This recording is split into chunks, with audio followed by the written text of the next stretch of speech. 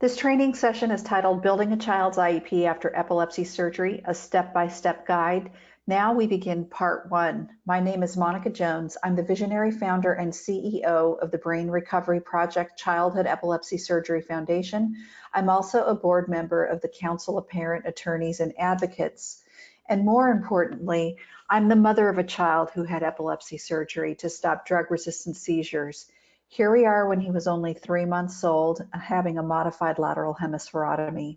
I hope this training session provides you with the information that you need to help build your child's IEP after epilepsy surgery. And just a reminder that this is just an overview of the process. Subsequent seminars will get down to the nitty-gritty of the details, but we believe it's very important for you to understand the process first before you start doing deep dives on IEPs. Why would you choose to have epilepsy surgery for a child? This is really important for any teachers in the audience to understand. There are two types of epilepsy surgeries. The first are what we call curative surgeries, and these are procedures where the brain surgery is intended to stop the seizures completely. The second are called palliative surgeries, and these are procedures that intend to reduce or slow down the spread. Children who require these surgeries typically have multiple seizures a day or per month and have failed at least 2 anti-epileptic drugs. So you can have a procedure as small as a lesionectomy, which removes a very small piece of the brain, all the way to a procedure called a hemispherectomy, which is actually disconnecting or removing half the brain. There are various palliative procedures like corpus callosotomy or neuropace or vagus nerve stimulation, which are little implants they put either on the vagus nerve or on the top of the brain to stop the seizures or stop their spread before they start. We won't get into too much detail about the specific surgeries in these seminars, but we'll cover them in subsequent ones. For parents out there, the first thing we want you to understand is we want you to stop letting IEPs happen to you. And what do we mean by this? We hear so many parents comment to us, whether it's on social media or during our conferences, that they feel like the school team did something to them, or they walked out of the IEP meeting and they, the school, the teachers, the therapists, didn't give them what they want. This is really not the way you're supposed to think. You are a very important part of that IEP team. So it's critical that you stop walking out of those meetings with a feeling that something happened to you and start to believe and understand that you are a critical part of that team and your opinions are extremely important. Second, the law is reason free from passion. And what do I mean by this? I mean that the law does not recognize emotions. It does not recognize crying. I know these IEP meetings can be really frustrating for us, and even for teachers, you can feel like they're very long, or they are a waste of time sometimes, or they're cutting into your teaching time. Please remember that the law does not recognize your feelings or emotions. So parents, when you walk into that IEP meeting, you really need to check your emotions at the door. And you do this by having confidence in yourself and having confidence that you know the IEP process. And that's what we're going to help you understand here. Third, I want you to slow down. So many times parents come to us and say, my son's placement was wrong, or they're not getting 3 hours of physical therapy and that's what I want them to have. But you haven't even gone through the evaluation process. You have to understand that IEPs are a process. You cannot jump forward to placement or progress monitoring if you haven't had the appropriate assessments done for your child. So another mantra for you would be to slow down. And finally, for anyone on any side of the IEP table, the system is broken. We are not operating under a system that works great for everyone. It might work better in one school district or for one family versus in another school district or in another state. So you do need to walk into this understanding that you're operating in a totally broken system. And we're not really going to talk about how you fix that. That's really something to talk about with your legislators or with some advocacy organizations that are working on lobbying state and federal government on changes. What we're going to do today is teach you how to navigate the process as best as possible, but understand that you're doing so in the backdrop, with the backdrop of a broken system. The reality is that IEPs are burdensome for everyone, not just for teachers, but many are nearly useless to parents. Often objectives can't be measured, and all too often it's really difficult to assess how a child's progress is being made over time. So we're going to help you, whether you're a teacher or whether you're a parent, help you build these IEPs so that they're not burdensome to teachers and so that the child's goals are tracked appropriately. Classroom teachers generally feel unprepared to support students with disabilities. And why is that? Well, there's a problem on the federal level with a lack of funding. So this is one reason why you may find that many times a teacher in your IEP meeting doesn't really know what's going on because of the incredible lack of funding, whether it be for educational supports for that teacher or whatever other supports that the school needs. So keep this in mind, parents, when you're working on your IEPs, that many of these teachers really are not supported in what they do, and we have to give them some grace as well. Knowledge is power. And at the Brain Recovery Project, that's what we're trying to give you with these trainings. If you're going to advocate for something for your child, you must understand it. What we're going to do in these sessions is cover the IEP process, but just give you an overview. Separately, you really need to understand your child's disabilities, and we do this in many areas with guides that we have on our website or informational content, as well as you need to understand interventions and teaching strategies, and that's again something that we're working on. But for these next few sessions, we're just going to consider the IEP process. Before we dive in, I'd like you to all kind of think about what your advocacy style is. You can be a peacemaker where your goal is just to make peace, and you think that the school is trying their hardest and you're trying to be nice and you don't want to ruffle any feathers. This is a very passive approach that avoids confrontation, and it's actually shown to be the least effective type of advocacy. Basically, you're just there. You're just present at the meeting, but you're not working towards a common goal, which is to have a great IEP for your child. So if you're a peacemaker, you need to rethink this approach. The second type of approach is the bull in the china shop, or the mama bear. And we see this a lot in our social media groups, right? We're all mama bears. We're all fighting for our kids. There are a lot of analogies to, sort of going to war. You know what's best for your child, and they're not going to mess with you, and you're going to win this fight. You're going to get what you want.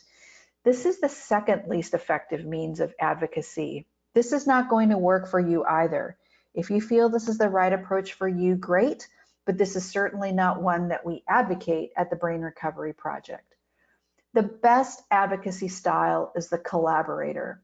And this is where the teachers, the parent, the therapist, the evaluators are all working together to achieve the same thing. Parents, you value the experiences and opinions of the teachers and the therapists in the room. And teachers and therapists, you also value the experience and parent and opinions of the teachers in the room. You're working collaboratively for a goal. You all are willing to speak to one another. You're willing to listen. And this is the most effective advocacy approach for obvious reasons. You're finding common ground. So throughout all of this, we want you to focus on having a collaborative approach in your IEPs. What does IEP stand for? In reality, it stands for incredibly excessive paperwork. And unfortunately, remember I said that the system is broken, and this is just one reason. The amount of paperwork that you have to keep track of is really excessive. But here, again, we hope you don't get overwhelmed. Please chunk your learning, rewind these webinars, go back. We're going to do our best to tag them minute by minute. If you think this stuff is easy, you are doing it wrong. It is not easy. It's very complicated. So give yourself time to learn this process step by step. I want you to remember that IEPs are rarely fixed in the actual meeting. So we're going to move away from the thought that you've got to have everything, perfect by that IEP meeting, and then you're going to walk in and everything's going to happen during that IEP meeting, and there's nothing you can do about it. That's not the case. What's really important is what happens before the IEP meeting and what happens after. Technically, sort of, that IEP meeting, the actual physical IEP meeting is the least of your worries. Start keeping an organized file. There are lots of great binders and things, or binder tabs that you can get either on A Day in Our Shoes, which is a terrific website about IEPs, or understood.org. Start learning how to keep an organized file. I do this in binders by year of IEP, so I can flip through them. You may find that that files are easier, but start to get into that mode of keeping a very organized file. And unfortunately, this is a rule, but if it isn't in writing, it didn't happen. So parents, if you talk to a teacher about something, always confirm it in an email, especially if you talk to an administrator. It's just a general rule that you have to really learn to do all the time. Before we start building the IEP, I want you to assume a couple of things. I want you to assume that you will go to due process. And this is the administrative filing that would happen if you were frustrated with the IEP and you wanted to bring an action against the school. It's not a lawsuit. Don't say lawsuit. You can't sue the school. You file an administrative action before an administrative hearing officer to decide whether or not your child has received a free and appropriate public education with that IEP. Second, assume that every member of the IEP team will testify against you. And why do I say that? Well, certainly, I'm not saying that, all teachers are bad and all teachers are going to go against you no matter what, but we have to think about the realities of what's happening. If a school district is paying for counsel, is paying for paying the teacher's salary, that teacher or that therapist is going to be in a really difficult position when it comes to this due process hearing, and is not just going to freely give a ton of information. Your lawyer is going to have to get that out of them. So it's just safe to assume that if you are going to go to due process, that everyone's going to testify against you. So that in a backdrop helps you get the things that you need before you even go to due process as you're building that IEP when you have this assumption. Assume you will not be able to testify. Well, of course, you're actually going to be able to testify, but let's assume you can't. And why is that? Because I want you to focus on getting what you need from the assessments and from the present levels of academic achievement and functional performance and the goals and the progress monitoring and all the other things that are important for IEPs. Fourth, assume that the hearing officer will be biased against you. Listen, not all are, but at the end of the day, we are biased. We love our children very much. Of course, I want the best for my son. And hearing officers probably think that, right? And they think that you're going in and asking for everything, or that you have these expectations of your child that are unrealistic. You want everything to come from the assessments, the progress monitoring, the goals. Everything that you're going to prove up at that due process hearing has to come from that. So if you operate with the assumption that the hearing officer is going to be biased against you, then you're going to really work on trying to get everything from all the other things we show you when you build this IEP. All right. Let's look quickly at the evolution of special education law in the United States. It really all started back in 1975 with the Education of All Handicapped Children Act. And basically that provided children with disabilities with access to education. Before that, they really didn't even have a right to attend public schools. It wasn't until the Individuals with Disabilities Education Act of 1990 that we started to look at quality of education, and that really started to get better and better with all the amendments to the IDEA.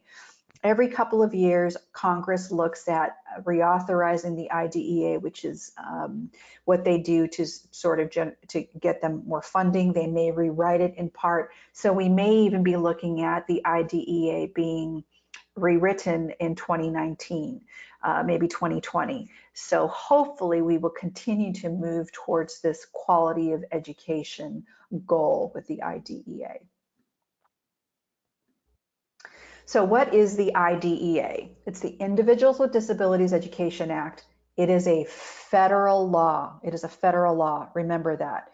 There is the law that Congress passes, and that is known as the statute. And you'll see that codified under 20 United States Code, and you might see that in all your IEP books as 20 USC ... Then there are regulations. So once Congress passes a law, you have to have an administrative body regulating that law. So the regulations, the rules that help promulgate that law are in 34 Code of Federal Regulations. There are thousands of cases that interpret the federal law as well as the regulations. And there are OSEP, Office of Special Education Program letters, hundreds of them that interpret those laws. We are not going to really get into the case law or the OSEP letters too much, but we are going to talk about the statute and regulations. And I'm going to upload a complete copy of the statute, which I want you to print out and read, as crazy as that sounds. And I'm also going to provide you with a complete copy or link to the regulations, which you also have to read. I also have a very basic outline that I'm going to provide you, which provides a very quick synopsis of the federal law and the federal regulations. Again, need you to read through that. There are also state laws. So every state has its own IDEA, its own Individual with Disabilities Education Act that the state Congress will pass, and then their own regulations. And this is where it can get confusing. Anytime the federal law is silent, in other words, it doesn't say anything, then you turn to your state's regulations. Or anytime the federal law says, you know what, we want the states to handle it, then your state regulation will govern. Just know that where the federal law is not silent, in other words, where it comes out and says something directly, states cannot make a narrower law. So you will only be looking at the state law as respects things that the federal law doesn't talk about, and it can never be a narrower rule or a rule that's really sort of against your kids if the federal government has said that it's broader. Look up your state regulations on this website. I have it linked there below, and I'll also have it linked in the materials here, but you can see that every state has its law and then its regulations, and you really want to familiarize yourself both with the law and with the regulations. So here you can see that California has its law in the Education Code under Title II, and then we have under Title V of the regulations, the regs. Okay, again, have you read the IDEA? If you haven't, you're going to now, because this is a prerequisite to really understanding this whole process. What is the purpose of the IDEA? We really need you to believe in this, understand it, memorize it. This is the preamble to the federal law. It's pretty long. I've highlighted some areas here, and it says, disability is a natural part of the human experience and in no way diminishes the right of individuals to participate in or contributing to society. Individual education, improving educational results for children with disabilities is an essential element of our national policy of ensuring what? Equality of opportunity, full participation, independent living, and economic self-sufficiency for individuals with disabilities. So in other words, the whole reason we have this federal law in the first place is to improve educational results. So whether you're a parent in the IEP meeting, whether you're a teacher, the goal of that IEP altogether has to be to improve the educational results of the child, not maintain the status quo. It also talks about equality of opportunity, full participation, independent living, and economic self-sufficiency. We want all these things for children with disabilities, and this is what the IEP has to focus on. The preamble also says, over 20 years of research has demonstrated that the education of children with disabilities can be made more effective by what? By having high expectations for children, ensuring their access to the general education curriculum to the maximum extent possible. Look at that, high expectations. We are not talking about dumbing down goals or rewriting them so that they're easier. We are talking about the federal law commanding schools to have high expectations. They also have to have access to gen ed to the maximum extent possible. This is not me talking. This is your Congress saying that this is what the federal law says. Our children are supposed to meet developmental goals, challenging expectations, and be prepared to lead productive, independent adult lives to the maximum extent possible. And the law also talks about strengthening the role and responsibilities of parents. So look at this. We have to have challenging expectations. We want our kids, regardless of where they are in terms of their outcomes or in terms of their function, to lead as independent adult lives to the maximum extent possible for them. That may mean something that's really different for my son compared to your child or the child that you're a teacher of. But understand that the law wants them to lead productive and independent lives to the maximum extent that they can.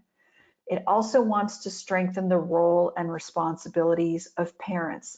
Remember at the beginning of this session where I said, stop letting IEPs happen to you as a parent? You have a very important role and responsibility in that IEP, and the law recognizes that. All right, let me take a little break here, have a sip of coffee. Okay, what are the 6 principles of the IDEA? Parents, print this out, put it on the top of your binder. This is your first page. Print it out and stick it on your bathroom mirror and read it out loud every time you wake up in the morning and brush your teeth. The first is a free, appropriate public education. Your child is not entitled to the best education. Your child is not entitled to reach their maximum potential, their full potential, to be the best they can be. Take words like best, maximum, all that stuff out of it. Your child is only entitled to a free public education that's appropriate. If you want the best education for your child possible, then you have to pay for something private if something exists for them. However, I will say that what is appropriate for one child may sure look like best education for another. And I'll give you an example. My son's school district paid close to $75,000 per year. That would be including transportation, for my son to attend a non-public school, which is a private school, for children who are nonverbal and learning how to communicate on an iPad with behavioral challenges. $75,000 a year in tuition sure looks like best education, right? I don't know of a single private school in the Los Angeles area that's $75,000 per year in tuition. Was it the best education for my son? No, it was not. It was expensive, but it was appropriate as well. So appropriate and free doesn't mean inexpensive. There are very few places in the IDEA where dollars come into play. We will tell you where it does, but generally outside of this very narrow area with respect to general education, dollars really don't come into play much at all. Number 2, The second principle of the IDEA is appropriate evaluation. All over the IDEA and all over the regulations, it talks about appropriate evaluation of the children. Why? Because you cannot identify what the child's needs are if you haven't evaluated them and found those needs. So children have to be evaluated comprehensively. We are going to do a crazy deep dive on these evaluations because in our opinion, they are the most important part of the IEP. Third, IEPs are individualized, meaning they meet the child's unique needs. So parents, teachers, beware of programs. We put all our kids on IEPs in a mild to moderate or a moderate to severe class. All kids with autism go into this autism class. That is not an IEP meant to meet a child's unique needs. You can have a child with Down syndrome in a general education class so long as they have appropriate supports. There's a spectrum of outcomes of children with Down syndrome. So some kids may be appropriately placed in gen ed with supports. Some may require a mild to moderate classroom. Some may require severe placement. Others may require placement in a private program or a non-public school that meets their needs. So beware of, we put all our kids with these kinds of needs in this class. That's not the way you're supposed to do it. 4, children with disabilities are entitled to be educated in the least restrictive environment. That means the law favors general education unless the needs of the child cannot be met in that gen ed classroom. 5, again, parent participation, extremely important. So teachers, parents, you have to ensure that mom and dad or the legal guardian feel that they are fully participating in the IEP process. And 6th, the IDEA provides parents with procedural safeguards. Why? Well, Congress recognized that there is an imbalance of power in these IEP meetings. Mom or dad may walk in and there are a table full of therapists, a table full of educators. There's a school district that has money behind it and a parent who does not. So the IDEA provides parents with procedural safeguards. Let's talk about what those are. I know I said, don't feel like you're going into battle, but at the end of the day, you do, right? You feel like you're going into battle as a parent with the IEP. You have procedural safeguards that are written into your state's regulations. Why state? Well, because the federal government said, here is what they should look like, and each state develops the details on the procedural safeguards. So these 6 points are what the federal law says that the procedural safeguards must include, but then again, go to your state regulations to see the detail. Where will you see this written out? At the beginning of the IEP, when the school team says to you, would you like us to read your procedural safeguards to you? And typically we say no because it's, a document that's 5 or 6 pages long. At your next IEP meeting, say yes. Have the school read your procedural safeguards to you. Those are your right to exercise at any point where it's appropriate during the IEP process. And teachers and therapists and psychologists and anyone else from the school district side in the room, it's really important for them to understand that when you do things like request an IEE or ask for prior written notice or ask for mediation or file for due process, these are procedural safeguards that the federal law said you are entitled to exercise for various reasons. Don't be afraid to use them. They are your right. Let's go through what those are. You have a right to review your child's educational records. And I will say that there's a separate law that also provides you with the right to get a copy of your educational records. It's not in the IDEA, it's in a separate law called FERPA, the Federal Education Records Protection Act, something like that. So IDEA says you have a right to go into the main office and say, hey, I would like to see a copy of my child. I would like to see my child's entire educational file. You can go in and just start looking through it. You can take notes on it. You also have a right under FERPA to get a complete copy of your child's educational file. Second, You have the right to receive notice anytime the school cannot evaluate, identify your child, or will not. Sorry, let me repeat this. The school cannot evaluate, identify, or place your child without your consent. So if you want them to evaluate, they have to have your consent. If they want to identify your child as having a disability under the IDEA, you have to consent to it. And they can't place them. They can't move them from mild to moderate to severe. They can't move them from gen ed to resource room without your consent. So it is your right to know that ahead of, to consent to that before it happens. You have a right to independent educational evaluations. We will do a deeper dive on this, but if you disagree with the school's evaluation, you have a right to get a separate educational evaluation free of charge from an evaluator that you choose. Doesn't have to be on the school's list. You have a right to prior written notice before the school does something. Basically, the rule is if the school says no, you have a right to prior written notice. We're going to talk about that in the next slide. You have a right to mediation if you have a disagreement, and then you have a right to due process. We're not going to talk about these last two. This is pretty kind of intense detail on your administrative rights. We can talk about that in a separate seminar. But again, know that these are your rights under the law. These are known as your procedural safeguards.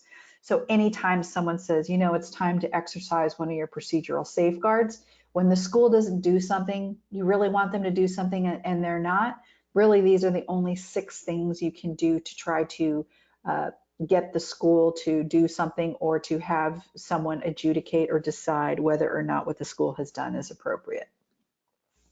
What's prior written notice? Really, really, really important that you understand this. Anytime the school proposes to initiate or change the identification, meaning what disability category do they have them under, whether they propose to change evaluation or initiate or change the educational placement of your child, let's say move them from gen ed to mild to moderate, anytime they propose or change the provision of FAPE to you, free appropriate public education, so let's say they reduce therapy hours, let's say they refuse to initiate or change how your child is evaluated. You ask for an evaluation and they say no. You ask for your child to be categorized as other orthopedic impairment, they say no. You ask for your child to be placed in mild to moderate and they say no, we're going to place them in moderate to severe. Or anytime they refuse or initiate or change the provision of FAPE for your child, they have to notify you in advance before the thing, whatever it is they're proposing or refusing to do, actually happens. Take the word prior out of it. It's confusing. Before your child is actually physically moved to moderate to severe or mild to moderate when your kid was in gen ed beforehand, they have to let you know before they actually do it. These are all the things that prior written notice must contain, and the federal government says, a federal law says that this is what it has to happen. They have to describe the action proposed or refused by the district. They have to explain why they propose or refuse to take action. They have to describe each evaluation, procedure, assessment record, report, or anything they used as a basis for proposing or refusing their action. They can't just do it. In other words, they have to show you why they're doing or not doing the action you've asked them. They have to say what other options they considered and why they rejected them. They have to describe the factors they considered and, sorry, that's kind of a repeat, and why they were rejected. Your own evaluations, did they not consider your child's, the evaluations that you brought in from the outside to support a gen ed placement versus mild to moderate? If they didn't, they have to say, why not? Why didn't we? They have to provide you again with a notice of your procedural safeguards. They have to provide you with sources to obtain assistance for understanding prior written notice. So if you say, look, I don't understand this prior written notice stuff, It's really confusing. Can you please provide me with a source to help me understand? They have to provide you with that. We're going to upload a model form for PWN, for prior written notice. It's on the Federal Office of Special Education Programs website. That might have been renamed, but if you just Google model PWN form, you'll find it. Keep several blank copies of this PWN notice with you during your IEP meeting. And when the school says no to something, or if they say no to it beforehand or afterwards, or they do something and say, unilaterally, we're just going to do it, you ask them for PWN and you send them that model form to complete. So here's an example. You ask for an evaluation and the school says no. You want to change your child's identification, the school says no. They refuse a particular placement for your child. You want them placed in a non-public school for children with learning disabilities, the school says no. They want to change a related service your child is receiving. They had 3 hours of physical therapy and now reduced it to 1 hour a week because your kid doesn't need it anymore. They've got to give you prior written notice. They actually can't do that without fully evaluating, so that's another thing. And they refuse a request from you with respect to educational services. So you say, I would like my child to receive 3 hours of OT. They say no. They have to provide you with prior written notice of why they're saying no. All right, finally, we're getting to developing the IEP. This is it. It's just 7 steps. It's not that hard. I'm kidding. I said if you think this is easy, you're not doing it right. But really, this is the overview. These are the steps. If you keep this again in front of your binder and always think about, where am I in the 7 IEP steps? Am I in the identification phase? Am I in the placement phase? Am I still in the evaluation phase? Always think about where you are when you're building the IEP. We have an infographic that we've uploaded. It's also on our website. Here are the steps in a little bit more detail. Referral to special education, assessment, the child is identified, you develop the IEP. Look at this, it's step 4. Look at all that has to happen before that actual physical IEP meeting, and look at the steps that have to happen after that IEP meeting. It's really just one small portion of that whole plan is the actual physical IEP meeting. All right, let's go to step 1, referral.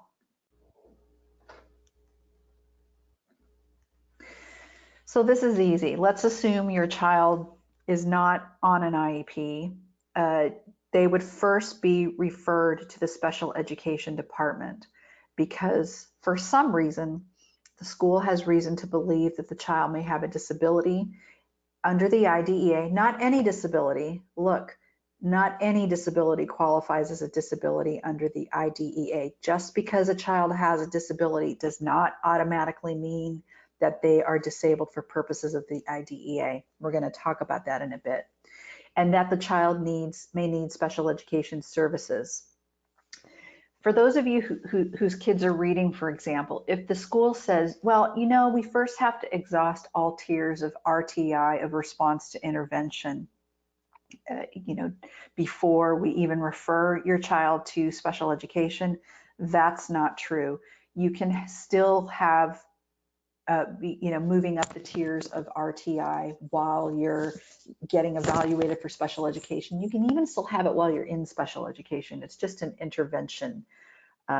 So you're referred to the special education department. Why is this so important? The IDEA has a really strong child find initiative. What does that mean? It says that schools must locate, identify, and evaluate every child in the district that has a disability. Why do I have a Band-Aid here? It's a pain point for the school. Actually, they have to find every kid with a disability. They have to evaluate them. And this is why these evaluations are so important. not just for the parent, not just for the child. The school district has to evaluate or else they're in non-compliance. So teachers make sure that these kids are getting properly evaluated or else the school will be not in non-compliance with IDEA. Who can request an evaluation? Parent of a child can, teacher can, therapist, another state education agency, a local area agency, any one of these entities or people can request an initial evaluation. That's it, pretty easy, pretty quick. Let's talk about evaluation, step 2. The school's comprehensive evaluation plan assesses the child in all areas of suspected disability. Note, for some children after certain epilepsy surgeries, there are a lot of areas of suspected disability. Parents review these evaluations, and then you have a right to disagree. Remember, I talked about the 6 principles of the IDEA. You have a right to disagree and request independent educational evaluation at district expense. Let's go through all the evaluations. First of all, why assess in the first place? Why is assessment so important? There are all these tests and things that they give, that the school gives, and a lot of times parents say, "Oh, it's so much," and I don't want them to know everything about my kid, and I don't want to know what these disabilities are. Listen, there's no way to craft goals. There's no way to craft a present levels of academic achievement and functional performance. There's no way to know what your child needs and whether they have a disability under the IDEA if they haven't been appropriately assessed. So assessments serve 2 purposes. They determine whether the child is a child with a disability, meaning they identify a child, and they determine the educational needs of the child. These assessment tools and strategies provide relevant information that directly assists persons, the teachers, in determining the educational needs of the child. We can't guess. We can't guess at what the needs are. Parents have a good idea of what they need. The teachers may have a good idea of what they need, but you must use assessments in order to identify the needs of the child in a scientific way that can be addressed by the goals and the services and all the other things that the IDEA says the kid is supposed to get. Hey, another rule, what mommy wants doesn't matter. And I know so many, now listen, it does matter. It does. We're going to talk about a letter of parental concerns. It does matter because parent participation is incredibly important. But if you remember this as your mantra, what mommy wants doesn't matter.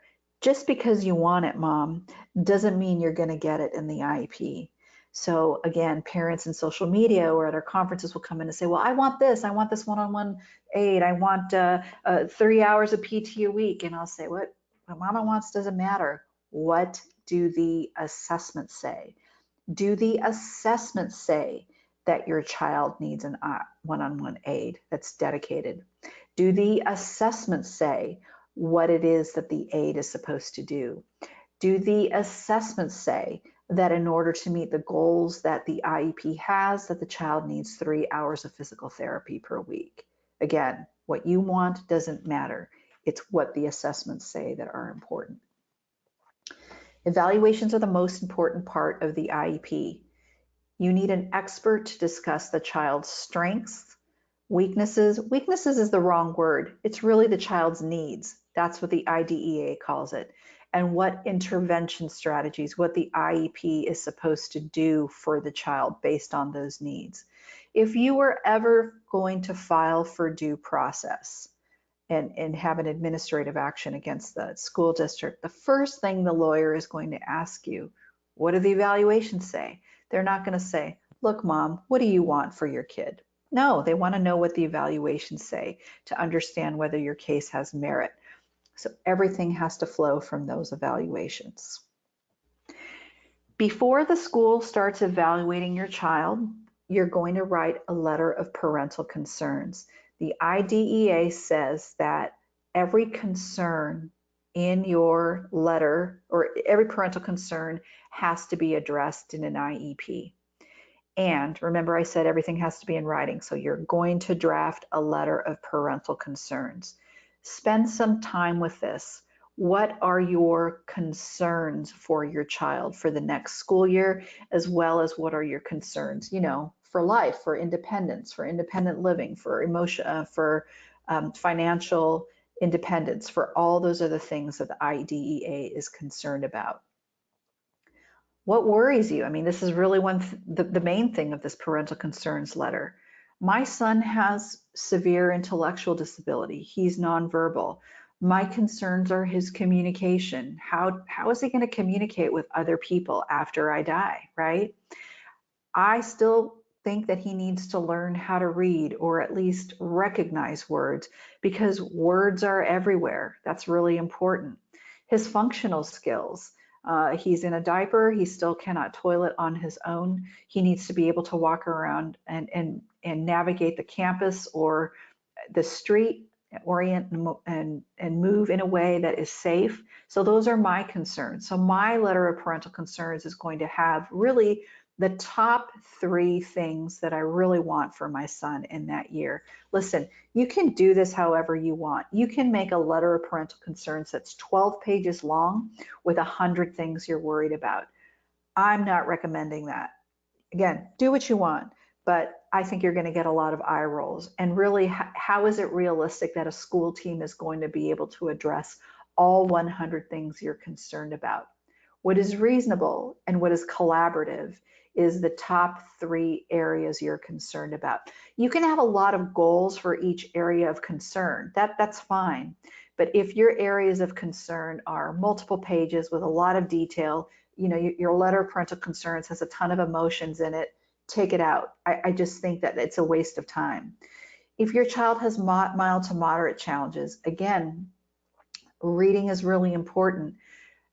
Problems with reading are very common in children with epilepsy. They have a lot of learning disabilities, especially with respect to reading. After hemispherectomy, so after epilepsy surgery, let's take hemispherectomy for example, only 42% can read satisfactorily, whatever that means. And this is just from a parent survey. We know that they generally have trouble with math. Some have behavioral challenges. Socialization, really very important, especially if the child is on needs less supports than those that are like my son. Socialization is important to independence and adulthood. It's what's important when you're looking for a job. So working on socialization skills in school, in my mind, is a really important area to be concerned with and that you want the school to know about.